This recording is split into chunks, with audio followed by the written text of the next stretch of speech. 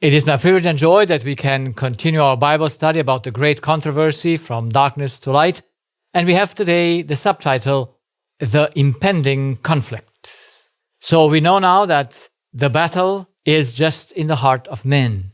And there is one question that needs to be solved. And that is, who am I? Am I a creation or am I a God? Am I an effect or am I a cause? And since this is an internal matter, everyone can only resolve it himself internally. Even though it's an internal matter, it has involved the whole universe. God is the one that in Christ gives us the solution of having a new, clear identity, who we are. And we can come out of the darkness of self-deception with which we are born into the truth about who we are in reality. That this is a process we have studied in all our lectures until now. Now we want to come to a conclusion. Why is identity the decisive element in the human being? In a simple illustration, we have a power source that we connect to God and the one that we connect to humans. And here, the lie, I am God, connects us to human and Satan. And the truth connects us automatically to God. Because the source of our love, of our information is outside of us. So being outside, we need to connect to the outside in order to take, and then what we do with it, we are independent from it. So at the entrance, we can never be independent. Just that the deception puts us into a power source where there is no power, where there is no love. That's why we die. This would connect us where the power is, where life exists. That's why this is the whole battle. When we are born, none of us has the right connection. But we all have, by the law of inheritance, only the connection that connects us to human, and we can never connect to God, because from both parents we inherit the same connection. In order that salvation should be possible, God creates a new connection. And in order to create that connection, He had to use the law of heredity, because by inheritance we have the wrong connection. So Christ, His Son, that He conceived in Mary, had by the law of heredity the right connection. So we know by the law of heredity that every human being is half from mother, half from father. Half his spirit from father, half his spirit from mother. Half his body from father and half his body from mother. And so Jesus was half from God as a human and half from His mother. That's the law of inheritance. And by this law, He, through conception, got by inheritance the right connection that connected Him in the moment of existence to His Father. And this was the only way to reconnect humanity with God. Because they were unable to connect themselves. There was no connection. And if you have no connecting cable for a computer that fits the power source, then the computer is dead. It's not usable. This is why I use this analogy, because it's very simple to understand. So Jesus inherited the right connecting cable, so He connected automatically to His Father, since the connection is unconscious in the heart, located and works outside our will and outside our consciousness. Because there's no choice to not be connected. So the right connection brought Christ in connection to His Father as a human. And so He could, in Himself, overcome the wrong connection that He never used, but He had to destroy it in order to create, through death, a new life, so that this new life He can offer as a new connection to every human being for His salvation. This new creature of God, the second Adam, is our inheritance by which every one of us can become free, can become alive, so to say. So how does that work?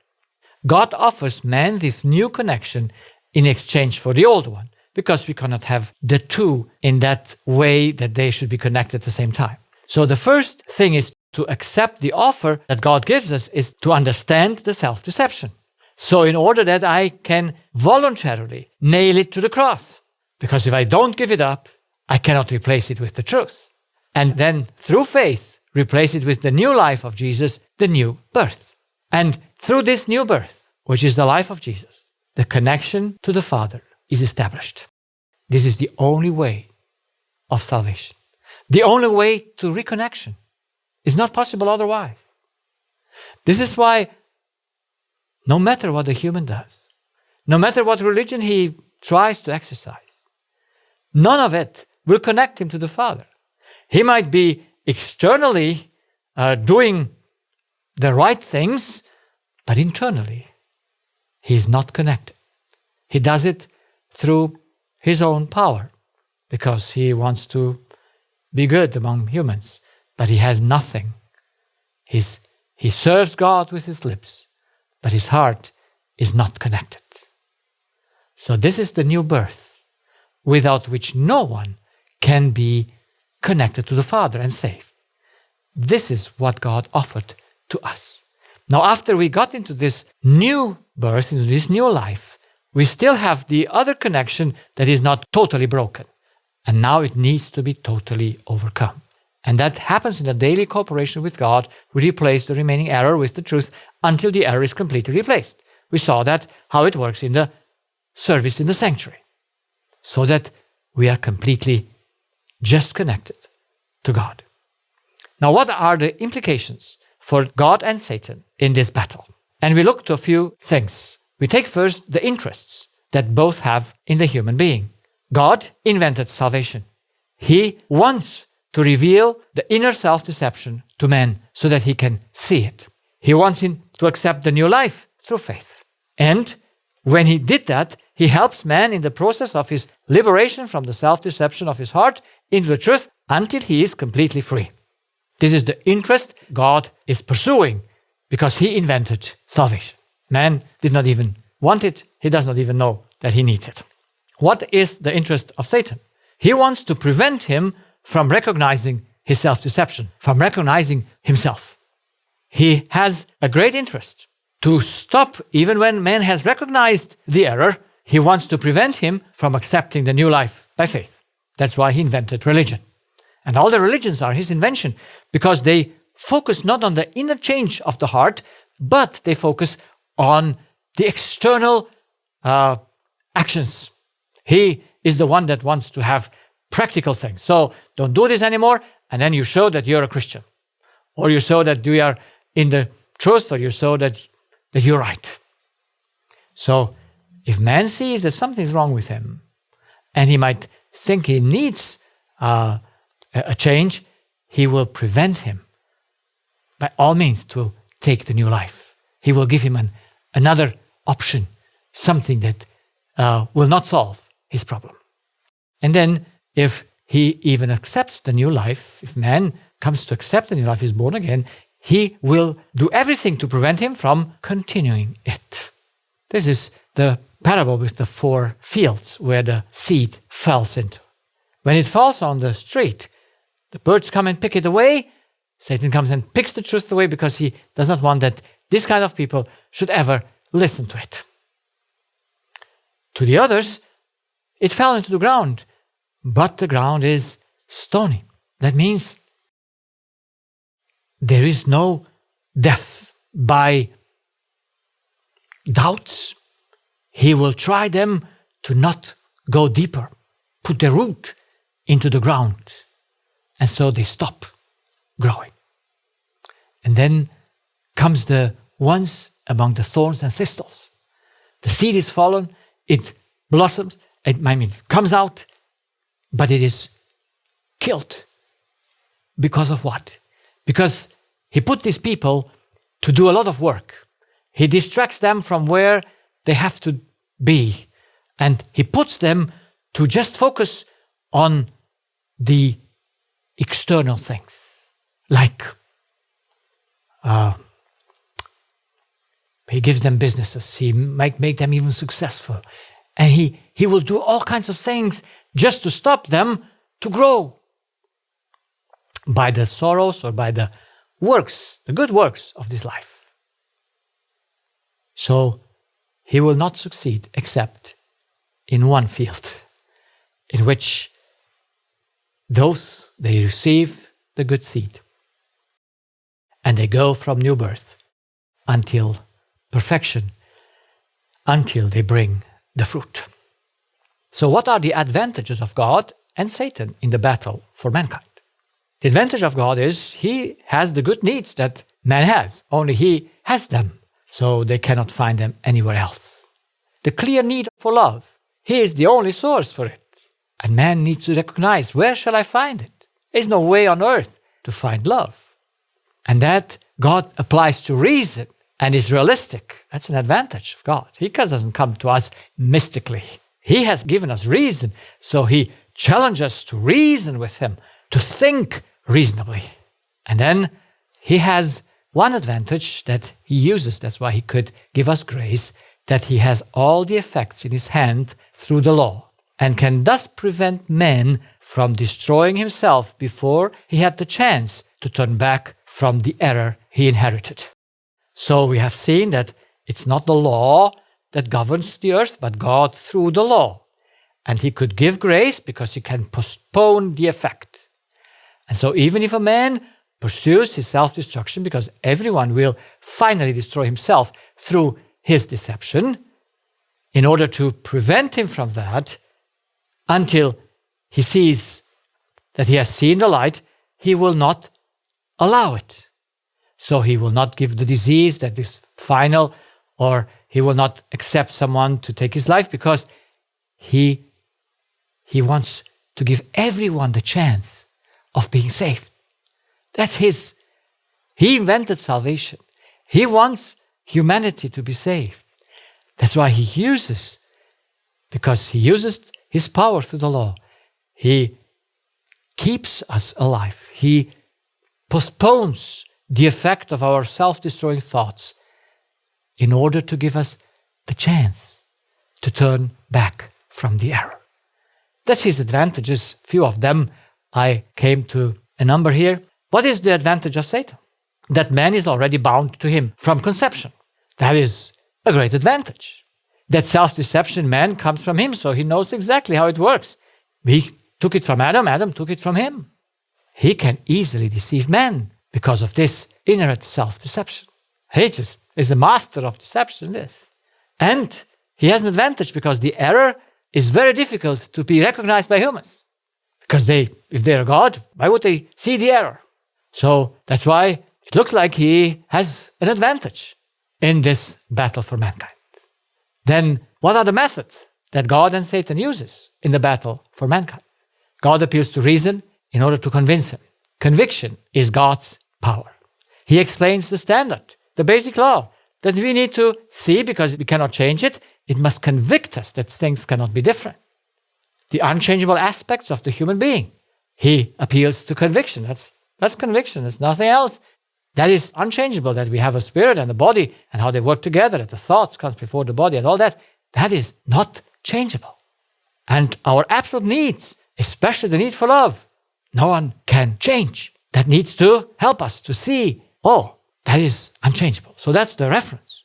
And then he uses the consequences of self-deception so that this is recognized. And one of his uses of the consequences of self-deception is disease. I just recently had a patient who is 80 years old. And evidently when you are in 2024, 80 years old, you have been born in the middle of the war. And so he was. And Second World War. He was a baby when his mother had to flee from home with her two sisters.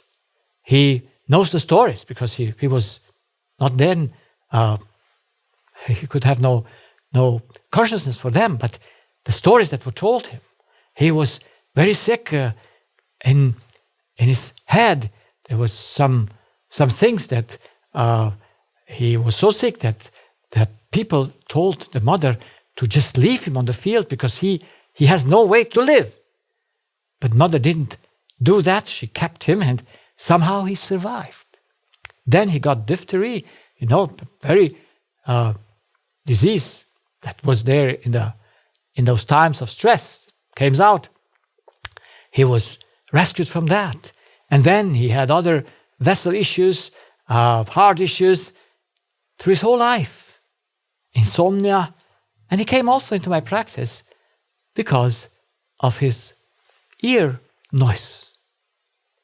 And he took once, when he changed medication, his ear noises disappeared for 2 days. And he said, wow, it was fantastic. But they came back. And so now he saw that something can be changed here. But what is it? Because now, when he changed the medication, the ear noise disappeared, but just for 2 days. And so he saw that whatever he does not get away from his diseases. He's a strong man, even with 80 years old. And now, the only way to reach his heart is to show him through the consequences of his self-deception that he has the wrong source, that he is bound to his mom. But he has a great misconception of the human being. He came to counseling, which I was surprised, but when he came to counseling, he said, well, I know the cause of my diseases, and he explained to me how the doctors told him because of this. And all those causes was not the way he thinks. And so now, yes, I was praying, and God helped me to get through to him and say, look, what do you think your thoughts play for a role in your life? For your health? How many things do you don't do with your thoughts? And he said, I can follow you, but it's hard for me to believe. I can follow you, but it's hard for me to believe. And I said, then okay. Let's take the reference. Let us study the reference here so that you see the connection. And then I told him. And God gave me to understand, to give him a few examples of how he might think. Because of the experiences I have, I almost think I got all the ways humans think when they're in certain situations. And I gave him some suggestions, and he was just amazed, and he said, I have these thoughts. And in a moment he recognized that he has these thoughts. He also recognized and said, my mother played my main role in my life, and her death brought me great difficulties. And that moment, his emotions came out. He became red in his face, and he started weeping. A strong man at the age of 80. And he says, it's enough for today. So we'll have 3 other counseling sessions scheduled so that he can understand that the problem comes because of his deceived in his heart, because he's connected to his mom instead of to God.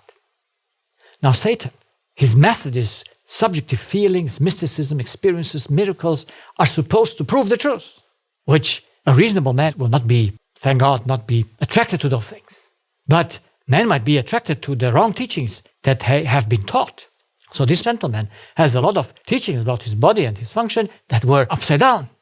We have seen that the devil's main deception or deceptive method is to change the order of things. He puts the body first and then the spirit second, or he is always a master of changing the order. And I give you the example that Christians believe. Now, most Christians, if not all, to say all, believe that disease is the result of falling into sin. That is, it's the result of what happened to Adam. It looks like the truth when you say disease is the effect of falling into sin. But it is not the truth in reality, because disease and sin is just in the inside of the heart.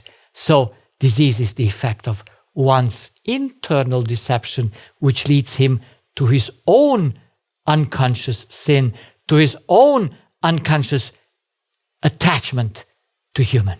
Because that's the sin. It's the attachment. to take.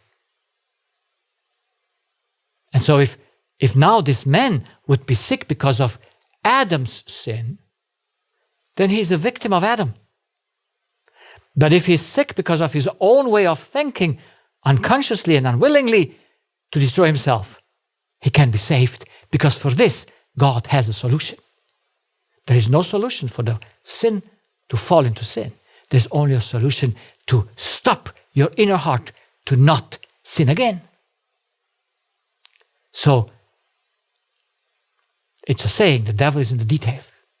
And if we are not paying attention, we are just thinking our disease is because of man fell into sin. No, it's because it's my sin. It's my unconscious sin that destroys my body, not the sin of Adam. That would be totally unrighteous. But Christians are so, so dark in their mind, so dull in their understanding that they don't understand.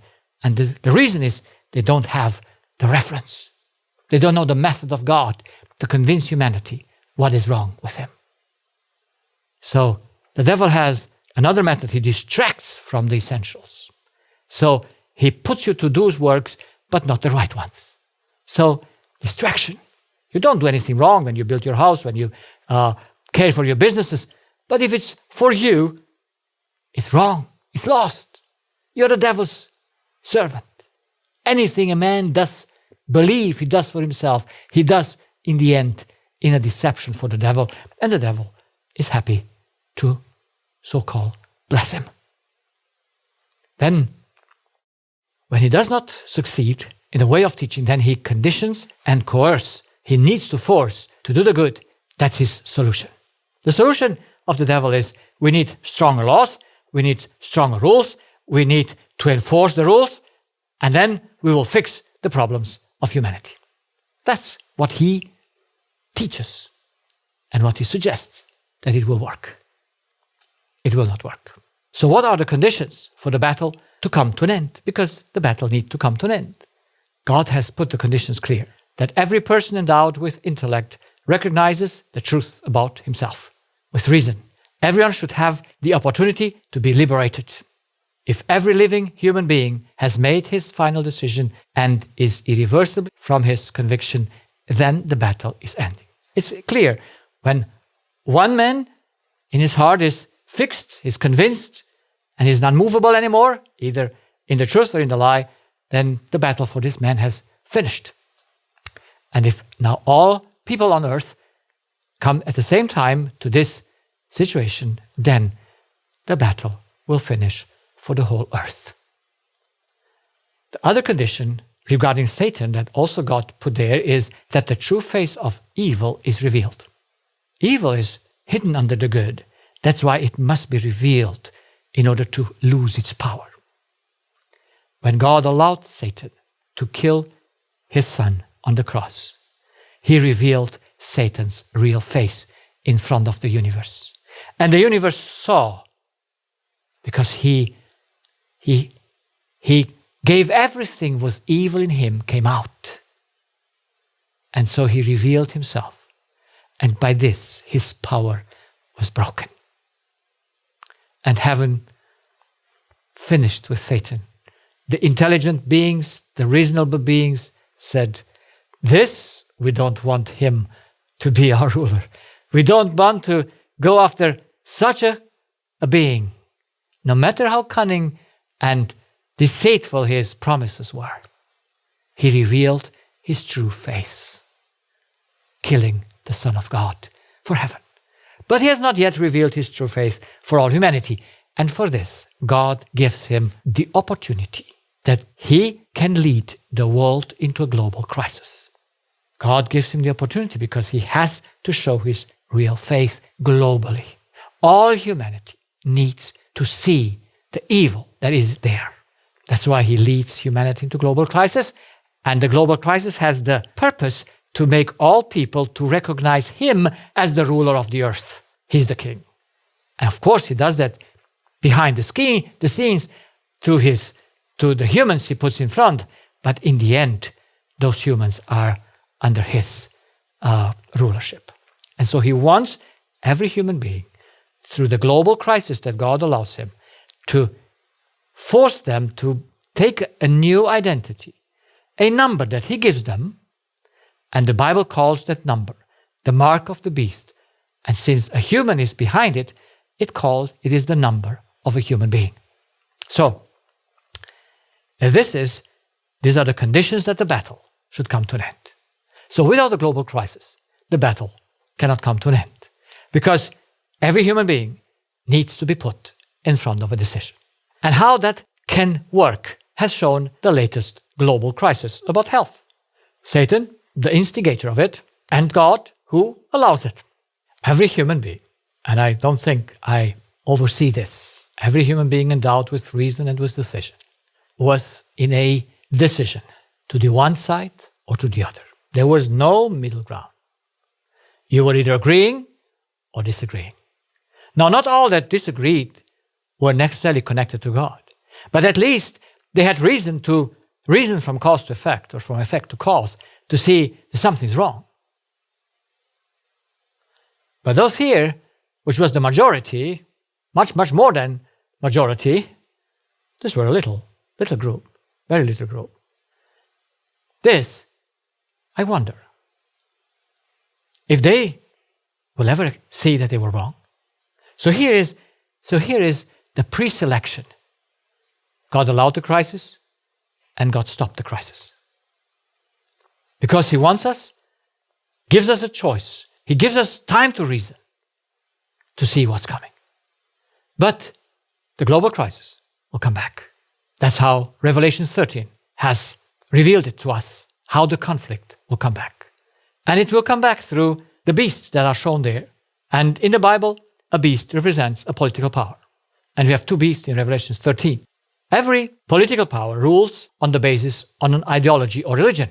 Now, even in those places where we say that it's religion and state are separated, there is no way that a state does not have an ideology or a religion, that is a belief by which it rules.